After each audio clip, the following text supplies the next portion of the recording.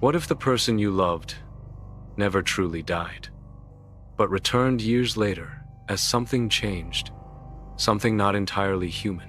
Tonight, we unravel the haunting legend of Edmund Gray, the man the people of West Yorkshire still whisper about as the Night of the Mist, a story of love, disappearance, and a curse that outlived its maker. In the fog-soaked edges of Gilmore Glen, where the lake swallows every sound and the forests choke the horizon, stands Moorfield House, a heavy stone mansion with windows that seem half-closed, as though the building is waiting. And for years, it was waiting for Edmund Gray. Edmund returned from a forgotten war in India in 1812.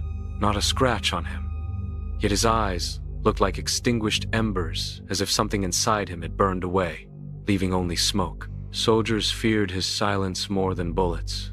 When he sat with them, a stillness would settle over the camp, as if the world itself held its breath. And then there was Eleanor Moorfield, the mansion's reclusive heiress.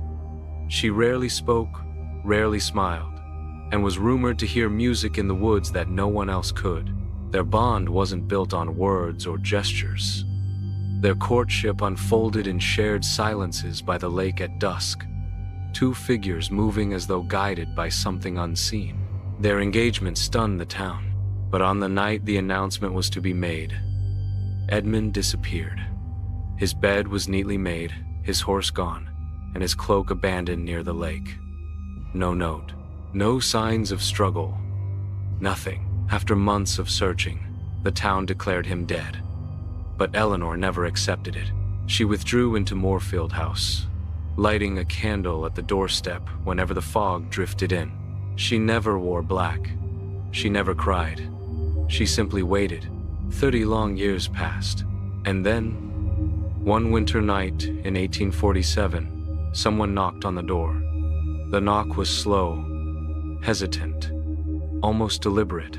When a servant opened it, he froze. Standing at the threshold was a tall man draped in a black coat that nearly brushed the ground. His face seemed blurred, as though carved from smoke. He didn't speak. He placed a black envelope in the servant's hand, turned, and quietly walked back into the mist until he vanished. Eleanor opened the envelope and for the first time in decades smiled. That night, she told the servants not to disturb her. She shut her bedroom door and was never seen again. By morning, her room was empty. Only a single black rose lay on the pillow, and 3 words were scratched across the mirror. I did not die. I only went with the one who came back to take me. The servant's old diary finally revealed the truth. The night before Edmund vanished, he had been reading from a coverless black book brought from India, a book engraved with symbols no one recognized. In a strange voice, he repeated, "I will return if I die. I will return if they betray me. I will return if they forget me." It wasn't a vow of devotion. It was a curse, a pact forged in blood, one that promised his return, but demanded a price. The soul of the woman he loved most. Ever since that night, villagers claim that when the fog thickens over the lake, a black horse can be seen climbing the hill. Some swear a woman with long white hair rides behind it.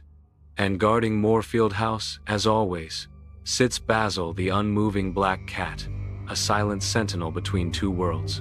So now, consider this. If a faceless man ever appears before you with a sealed black envelope, would you open it? Would you dare learn the cost of a love that refuses to die?